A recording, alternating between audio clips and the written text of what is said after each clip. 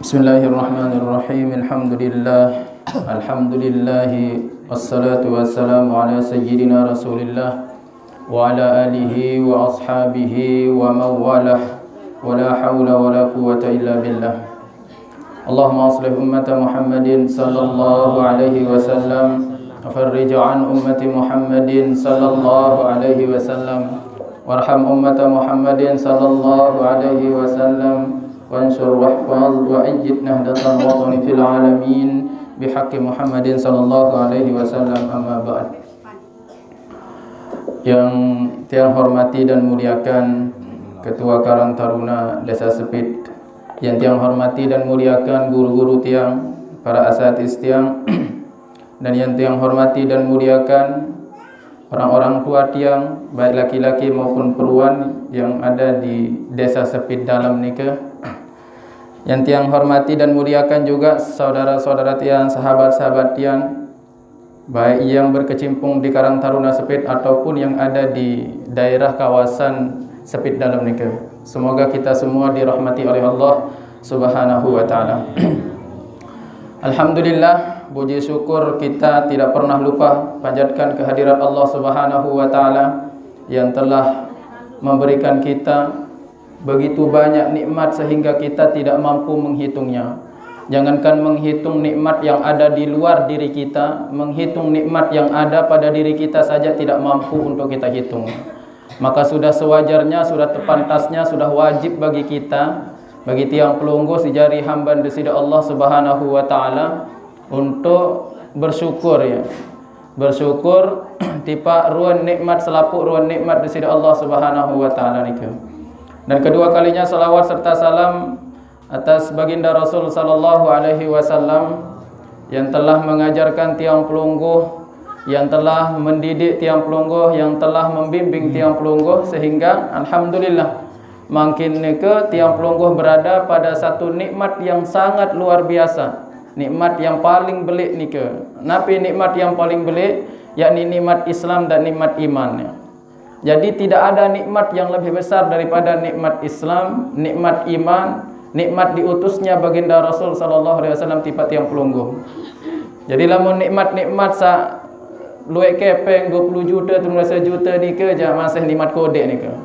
Ndak guna nikmat tebeng nikmat kepeng luek lagu tiang pelunggu berada dalam kekafiran kan ni tidak bagus ni kan. Jadi nikmat yang paling bagus, nikmat yang paling hebat, yang paling besar nikah adalah tentu nikmat iman dan nikmat Islamnya. Dan alhamdulillah tiang pelunggu sekarang berada pada dua nikmat yang telah diberikan oleh Allah Subhanahu wa taala nikah, nikmat iman dengan nikmat Islam. Para mustamiin yang tiang hormati dan muliakan, sebenarnya kajian makin nikah fikih nggih. Menurut jadwal nikah fikih. Aku serius nikah fikih atau bebas kolaborasi biasanya. Kolaborasi ya. Jadi di mana-mana pengajian selalu perempuan serta paling banyak nggih. Selalu ina-ina tiang paling banyak, luar biasa nih. Karena memang dengan ina nikah paling luwes di atas dunia kan, wajar jadi. Jadi wajar di mana-mana itu perempuan selalu paling banyak. Kenapa? Karena memang perempuan yang paling banyak di atas dunia. Namun dengan mama kan sikit panding siwa bahkan nanti ya di akhir zaman nih kan, sekarang sudah akhir zaman nih kan. Tapi alhamdulillah seperti tadi yang tiang sampaikan bahwa kita semua nih alhamdulillah puji syukur kepada Allah karena kita diberikan nikmat yang besar, yakni nikmat iman dengan nikmat Islam.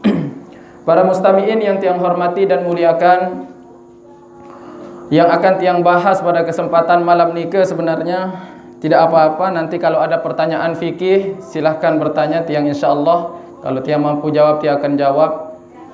Yang akan tiang bahas pada malam nikah yakni ikhlas ya. Ikhlas. Ikhlas nikah tentu adalah melaksanakan satu perkara semata-mata karena Allah Subhanahu wa taala. Melaksanakan apapun bentuk ibadah yang diperintahkan oleh Allah Subhanahu wa taala, semuanya ini karena Allah Subhanahu wa taala. Ni ke aran ikhlas ya.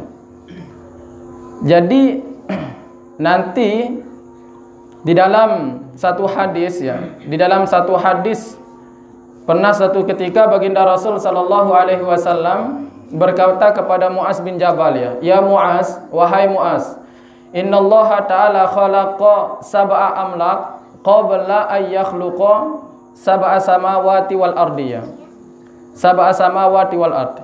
Jadi kata Rasul sallallahu alaihi wasallam, ya Muaz, sebelum Allah Subhanahu wa taala menciptakan langit dan bumi, Allah menciptakan 7 malaikat dulu ya. Jadi sebelum Allah menciptakan 7 lapis langit, 7 lapis bumi ini, Allah menciptakan 7 malaikat. Dan 7 malaikat ini ditempatkan oleh Allah di tiap-tiap lapisan langit ini ya. Jadi ketika tiang pelungguh niki melakukan satu proses ibadah kepada Allah Subhanahu wa taala, semua ibadah niki akan dibawa oleh malaikat tentu. Dibawa oleh malaikat. Nanti naik kepada langit pertama, itu akan dizakathu, artinya akan disucikan oleh malaikat. Jadi yang akan layak naik ke langit kedua itu dibersihkan dulu oleh malaikat yang berada pada langit pertama. Apa itu? Misalkan malaikat yang menjaga hasad. Ondeng kanggo taek jok langit selanjutnya, karena ini saya ditugaskan oleh Allah untuk orang-orang yang pernah gibah, pernah hasad di sini.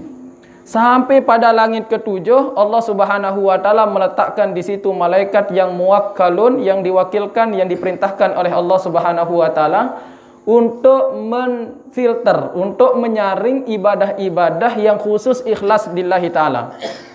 Jadi sebelum naik ke Sidratul Muntaha, sebelum naik ke melewati langit ketujuh, karena yang akan diterima oleh Allah Subhanahu wa taala hanya semata-mata amalan yang ikhlas lillahi taala ya.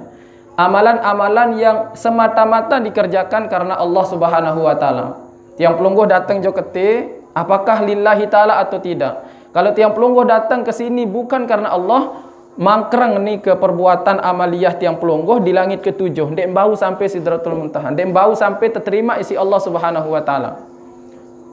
Jadi perbuatan tiang pelungguh apapun bentuknya, solat, puasa, zakat, haji, semuanya ni ke akan bernilai di sisi Allah apabila dilandasi dengan rasa ikhlas ya. Ikhlas ini lillahi ta'ala. Lagu tiang pelungguh sering mengatakan, ita milik surga ni ke, ita milik takut neraka, ita milik surga, ita takut neraka. Nah, apakah ni ke termasuk kategori ikhlas atau tidak? Tatkala tiang pelungguh datang ke sini melaksanakan solat, melaksanakan puasa, melaksanakan haji atau ibadah-ibadah yang lain, apa dengan mengharapkan surga atau karena sebab takut neraka, takut tamu neraka kan mungkin. Itu dia minta ketuan apa milik? Oh, milik tamu surga. Selaput milik tamu surga kan ikan. Dia tuah terkadang melaksanakan ibadah itu lillahi ta'ala karena Allah, tagu melaksanakan ibadah itu karena surga. Nah sekarang tiang pelungguh gawe ibadah disebabkan karena milik tamu surga atau disebabkan karena takut tamu neraka, apakah nikah termasuk kategori ikhlas atau tidak? Maka para ulama menjelaskan, baik Syekh Nawawi Al-Jawi di dalam kitab Nuruz Zolamnya ataupun Syekh Abu Bakar Syato di dalam kitab I'anatul Talibinnya, beliau mengkategorikan tatkala tiang pelungguh melaksanakan satu ibadah puasa, zakat, haji, solat nikah karena surga atau takut neraka, tetap nikah dikategorikan ikhlas. Okay? Sekalipun tiang pelungguh melaksanakan ibadah karena surga, mengharapkan surga, milik tamu surga tiang gawe sembahyang, karena takut neraka tiang menggawe sembahyang, menggawe puasa, menggawe zakat, datang ngaji, apakah nikah termasuk kategori ikhlas? Nggih, termasuk kategori ikhlas, lagu bawaan level doang nikah. Berkelas menjarin ikhlas nih ke, okay? Jadi begini, sebenarnya ada satu ungkapan orang sufi, ahli tasawuf mengatakan, laulam akhluk jannatan, alam akun ahlan liuta'a. Seandainya aku tidak menciptakan surga, kata Allah, apakah aku masih pantas untuk ditaati? Seandainya darat surga makin, seandainya darat neraka makin, apa masih tiap beribadah jawab Allah SWT sila? Lamun tegawe ibadah gara-gara demi tamu surga doang. Mungkin Allah hendak niat ciptaan surga, Allah hendak niat ciptaan neraka. Apakah tiang pelungguh masih tiap gawe ibadah atau ndak? Lamun semata-mata tegawe ibadah ni ke mengharapkan surga. Lagu seperti tadi mengharapkan surga itu juga level ikhlas, lagu level ikhlas di bawaan tahu. Jadi level ikhlas nomor sekian tentu beribadah semata-mata lillahi ta'ala, li ajlillah, semata-mata karena Allah. Tapi seperti ungkapan tadi, laulam akhluk jannatan alam akun ahlan liuta'a. Seandainya aku tidak ciptakan sorga, seandainya aku tidak ciptakan neraka, apakah masih pantas aku untuk ditaati? Apa masih milih ya gawe sembahyang atau ndek? Apa masih milih ya gawe puasa atau ndek? Apa masih milih ya keluaran zakat atau ndek? Lamun di arak sorga, lamun dia nak neraka, silap. Jadi ikhlas ini bisa dilatih, bisa dididik, bisa kita ajarkan dengan cara apa? Dengan cara ilmu tentu. Dengan cara kita belajar, dengan cara kita sering-sering menghadiri majelis taklim. Artinya dengan ilmu kita bisa mendidik ikhlas ini. Artinya surga neraka itu tidak ada artinya ketika Allah Subhanahu wa taala murka, kan begitu. Itu sebabnya Rabi'atul Adawiyah, ini ulama sufi ya, ulama tasawuf, ulama sufi dari perempuan waliyun min auliyaillah. Mungkin pelunggu sering mendengar Rabi'atul Adawiyah. Sampun dengar ni ke ibu-ibu? Rabi'atul Adawiyah ni ke waliyun min auliyaillah. Wah, level mengalahkan Syekh Hasan Basri ya.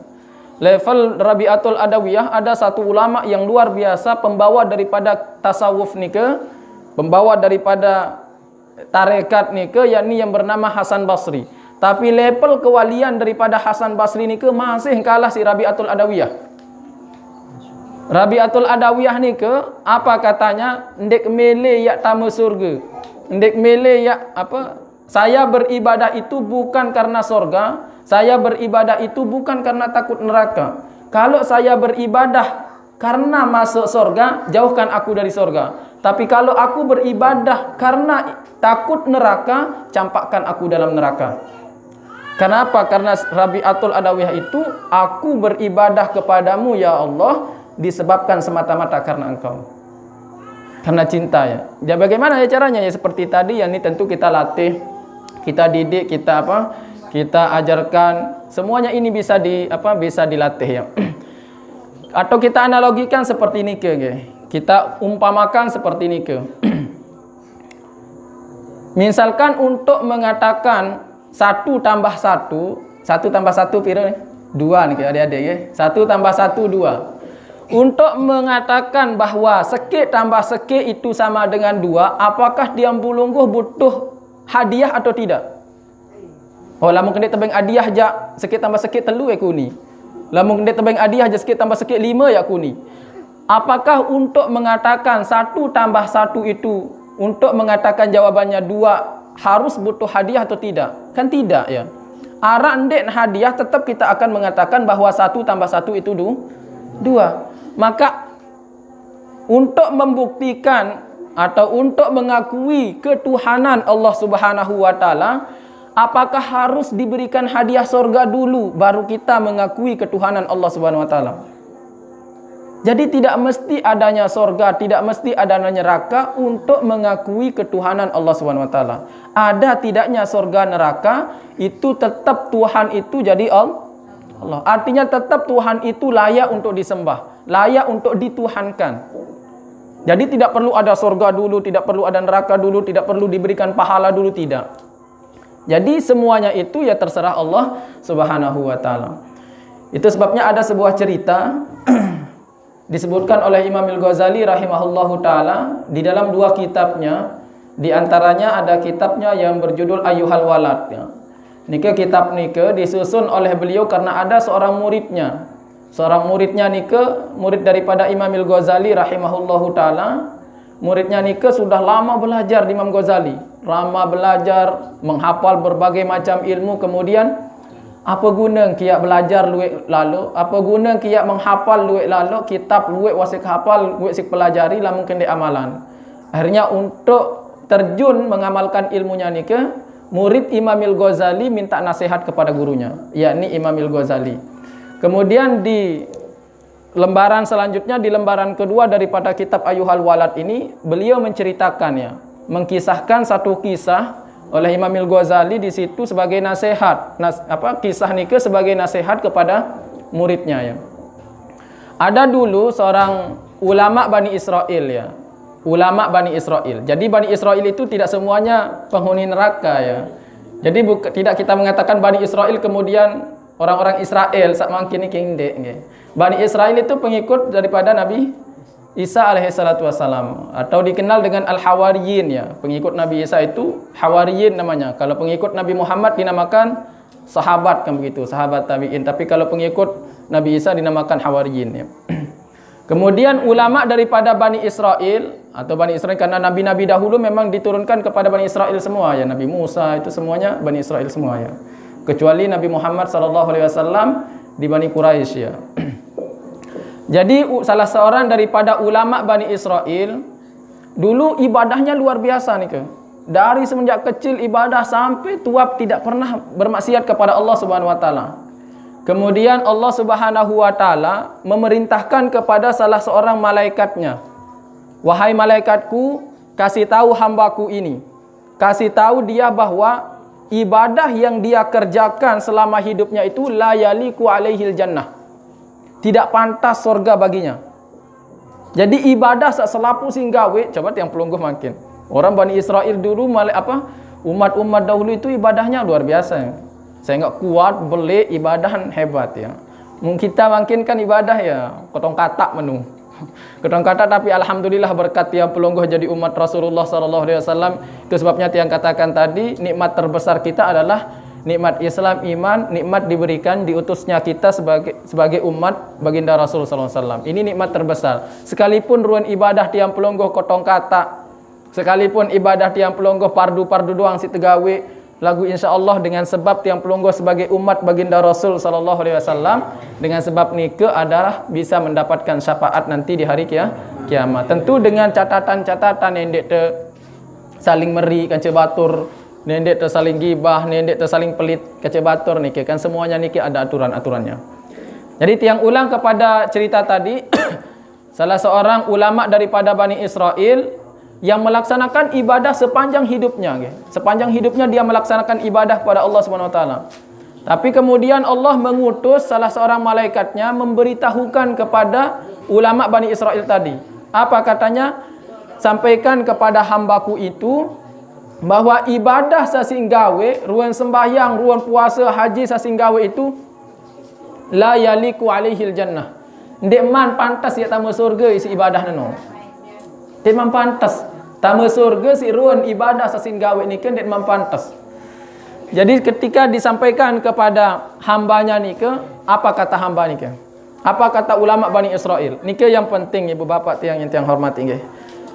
Jawabannya nike kalau di dalam satu kitabnya Ayyuhal Walad nike Imam Al-Ghazali mengatakan jawabannya nahnu khuliqna lil ibadah fayam bagilana anak budahu. Jadi Imam Al-Ghazali di situ dalam kitab Ayyuhal Waladnya jawaban daripada hamba tadi ulama Bani Israel mengatakan nahnu khuliqna lil ibadah fayam bagilana anak budahu. Aku ini, kami ini, saya ini tercipta isi Allah Subhanahu wa taala untuk ibadah.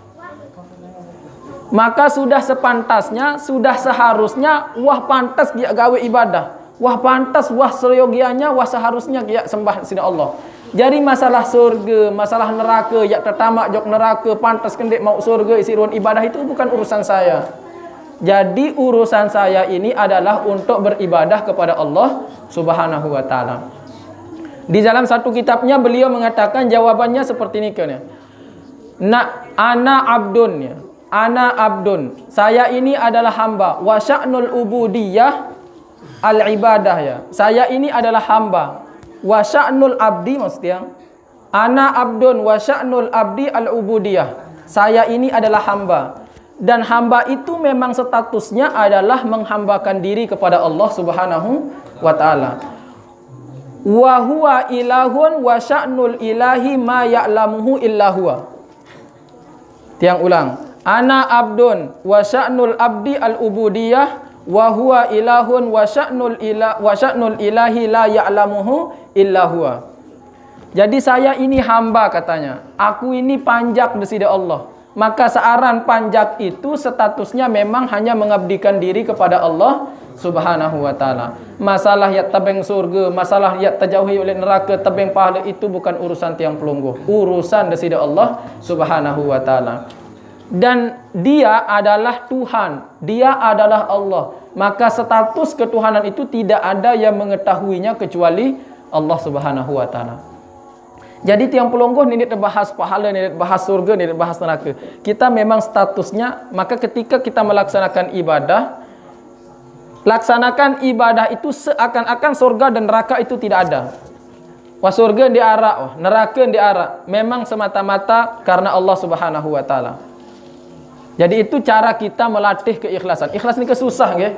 Ikhlas ni kesusah. Lawan daripada ikhlas itu riya ya. Yakni melaksanakan perkara ibadah itu karena orang, karena sebab sesuatu. Di antaranya sebab orang lain, sebab manusia, sebab ini dan itu ya.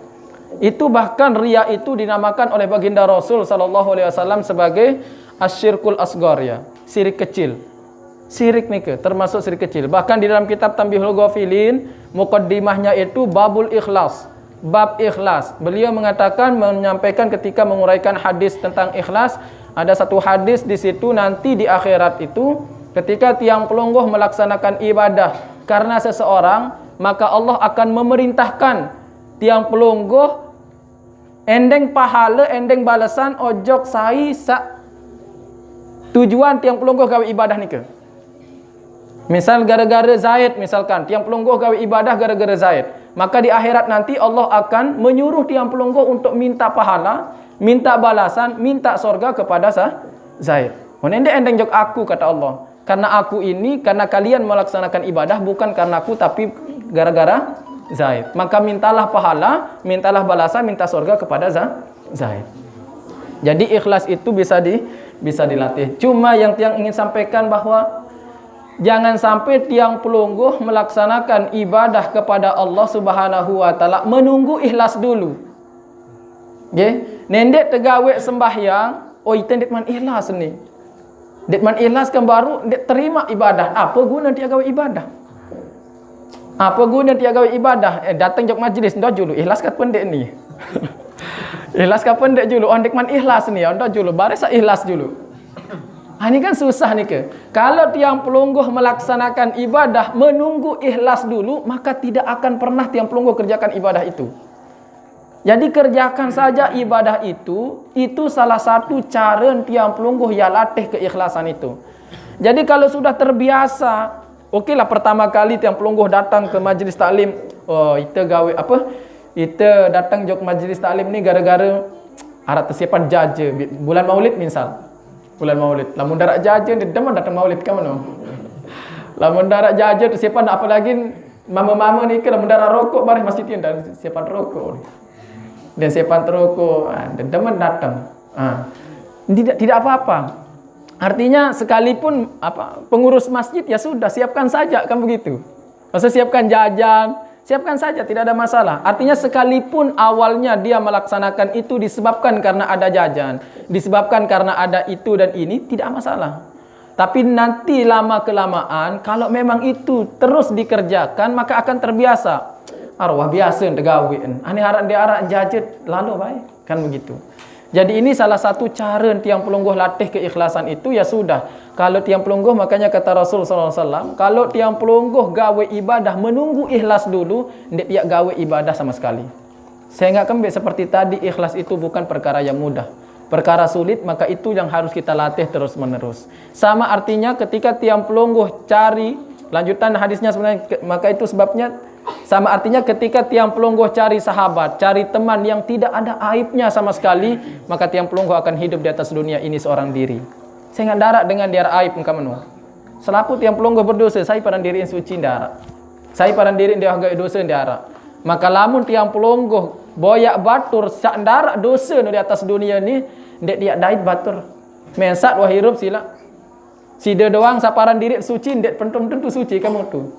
Jadi itu sebabnya Allah Subhanahu wa taala berfirman, la tuzakku anfusakum. Nendek pada sucian diri, nendek paran anggap diri yang paling suci. Ya sudah, bergaul saja dengan siapapun, tergantung niat yang pelonggoh, tergantung tujuan kita kepada Allah Subhanahu wa taala. Masih belum bisa nih, Oke. Jadi tiang tutup dengan satu cerita lagi, nggih. Tiang tutup dengan satu cerita. Niki cerita yang luar biasa menurut tiang. Ada seorang murid dengan seorang guru ya. Ada seorang murid dengan seorang guru. Kemudian murid ini ketika belajar kepada seorang guru ini, belajar ilmu agama, diberikan salah satu ilmu atau makom oleh Allah Subhanahu wa taala dinamakan makom kasyaf. Makom mukasyafah ya. Wikan nike, kasyaf nike baun terseriuk atin dengan. Atin dengan ni baun terseriuk apa terlintas. Pegawaian dengan ni tahu tu. Nah nike aran makom kasyaf mukasyafah ya. Mukasyafah nanti ada muraqabah, mukasyafah sampun dibahas ya. Nah, murid ini diberikan satu makom oleh Allah Subhanahu wa taala sampai kepada makom mukasyafah. Artinya dia mampu melihat kondisi seseorang. Apakah orang itu masuk dalam surga, masuk dalam neraka, itu sudah diketahui oleh orang itu. Itu banyak ya. Para waliullah itu banyak yang punya seperti itu ya. Para masyayikh kita banyak yang punya seperti itu. Akan tetapi di antara salah satu alasan daripada para ulama merokok itu gara-gara itu ya. Yang pernah baca satu kitab ya. Alasan apa para waliullah itu, para ulama itu merokok gara-gara dia diberikan kasyaf oleh Allah Subhanahu wa taala. Kalau dia tidak merokok nanti dia akan melihat aib-aibnya. Kan kalau kita ifsya usu, artinya kita menyebarkan keburukan orang itu kan termasuk dosa ya. Jadi untuk menutupi dirinya supaya tidak terlalu fokus kepada aib orang itu ya sudah. Hanya merokok santai begitu. Itu ulama-ulama dahulu ya. Jadi ulama-ulama dulu merokok, ngopi itu ada alasannya. Seperti misalkan ngopi misalkan. Ulama-ulama dulu itu ngopi itu supaya rajin tahajud ya. Ngopi itu supaya tidak tidur malam. Itu sebabnya untuk mendeteksi, untuk mengetahui orang dulu itu apakah jadi wali atau tidak. Kalau mulutnya sudah bau kopi itu berarti wali sudah itu. Murah kan? Lagu makin coba. Ampun empok, ampun kopi, wah bahaya nih. Ampun kopi misal. Tapi kalau ulama-ulama dulu masyhur ya. Kalau mulutnya sudah bau kopi berarti wali sudah itu. Jadi untuk mengetahui seorang wali atau tidak itu mudah kalau orang dulu ya. Kenapa ya? Karena seperti tadi, ngopinya itu tujuannya supaya tidak tidur malam. Begadang malam. Begadang untuk apa? Begadang bukan untuk ngerumpi, bukan untuk bergosip, tapi begadang untuk zikir, wirid, mutolaah. Artinya untuk mendeteksi, mengetahui wali itu mudah kalau dulu. Kalau sekarang susah ya. Susah ya. Apa ceritanya baru? Oh ya. Ya, diberikan satu kondisi, satu makom oleh Allah, makom mukasyafah, kasyaf. Akhirnya dia tahu kondisi orang. Kemudian ketika belajar di gurunya ini, nyangken sak berajah oleh gurun, dia melihatlah bahwa gurunya ini di apa kenakar ya. Oleh kenakar ni ke tertulis kafirun. Padahal guru ni ya ajaran tafsir, ya ajaran hadis, ya ajaran balaghah, mantek, ya ajaran ilmu agama wah. Syekh wah ni ke, syekh. Lagu tebeng kasap isi saya si Allah Subhanahu wa taala murid ni ke akhirnya mampu melihat gurunya. Ternyata guru ini mati dalam keadaan su'ul khotimah. Tertulis oleh T kafir mati su'ul khotimah. Murid apa guru ni ke? Padahal guru ni ke orang alim. Ulama besar, ulama yang terkemuka. Tapi murid ini diberikan penglihatan oleh Allah dan melihat di kening gurunya itu tertulis kafir mati su'ul khotimah. Kemudian karena melihat kondisi gurunya seperti itu, akhirnya murid ini tidak milih belajar. Apa guna kiak berajah guru kiak mati su'ul khotimah? Apa guna kiak berajah ternyata guru kena kafir? Akhirnya dia milih datang jog guru berajah. Akhirnya gurunya ini mencari belai murid ke. Belai murid yang kan dia noh datang belajar. Akhirnya dicari-cari ternyata dia tidak datang belajar karena alasan itu. Akhirnya didatangi oleh gurunya. Datang-datang guru nike jok murid, wahai muridku ditanya, kenapa kamu tidak pernah datang majelis ilmu saya, majelis pengajian saya? Oh guru, dijelaskan oleh muridnya guru, saya ini diberikan satu makom oleh Allah yang dinamakan makom mukasyafah, makom kasyaf.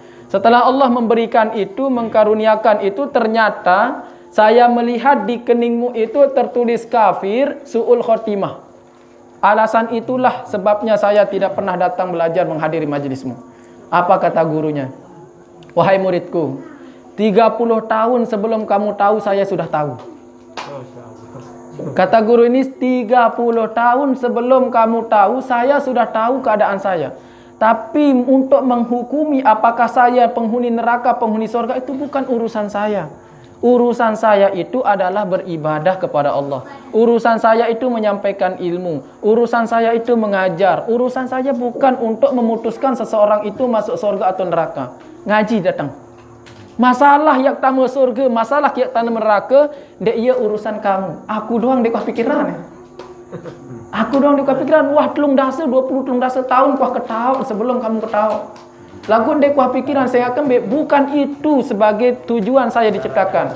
Karena saya diciptakan itu tujuannya semata-mata untuk ibadah, bukan untuk menilai seseorang, bukan untuk menentukan kondisi saya apakah saya mati dalam keadaan suul khotimah, masuk neraka, masuk surga. Itu bukan urusan saya.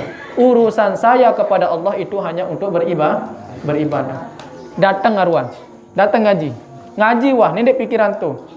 Masalah itu masalah urusan saya dengan Allah. Jangan urus itu ya. Akhirnya datang murid ini. Sekian lama datang mengaji, akhirnya diberikan muka syafah lagi. Diberikan kasyaf, ternyata diganti oleh Allah, muslim mati dalam keadaan husnul khotimah. Jadi mudah bagi Allah ya. Allah tidak ada yang susah bagi Allah. Artinya kita tidak boleh menghakimi seseorang apakah dia mati suul khotimah, mati husnul khotimah. Kita tidak boleh mengatakan diri kita ini suul khotimah. Ibadah saja. Masalah surga, masalah neraka nenek EP. Masalah surga, masalah neraka itu urusan Allah ya, bukan urusan kita. Bahkan kata Imam Al-Ghazali, Imam Al-Amudi ya, dulu pernah tiang baca kitab, termasuk di dalam kitab Ittihab Sadatil Muttaqin yang merupakan syarah daripada Ihya Ulumuddin ya.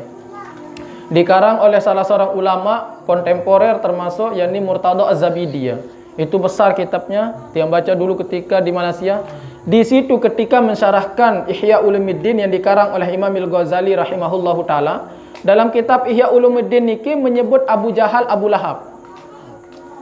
Salah. Di dalam kitab niki menyebut Fir'aun maksudnya. Di dalam kitab niki menyebut Fir'aun. Kemudian dikomentari oleh Murtada Az-Zabidi di dalam kitab Ittihab Sadatil Muttaqin, jangan menyebut Fir'aun. Karena Fir'aun niki masih diperselisihkan oleh ulama, mati dalam keadaan iman atau tidak. Sekalipun ini banyak, ini maksudnya jangan terlalu kita cepat menjudge orang, menilai orang, menghakimi orang masuk surga neraka maksudnya. Kalau memang tidak betul-betul ada nas Al-Quran dan hadisnya yang mengatakan bahwa dia penghuni surga atau neraka, maka sebaiknya, kata Murtada Az-Zabidi, sebaiknya mengatakan Abu Jahal, Abu Lahab yang sudah nyata-nyata dalam Al-Quran, tabat siada Abi Lahab. Tapi kalau Fir'aun itu masih diperselisihkan oleh ulama. Masih ada perselisihan. Ulama masih memperselisihkan apakah Fir'aun itu mati dalam keadaan diterima imannya oleh Allah Subhanahu wa taala atau tidak. Kenapa?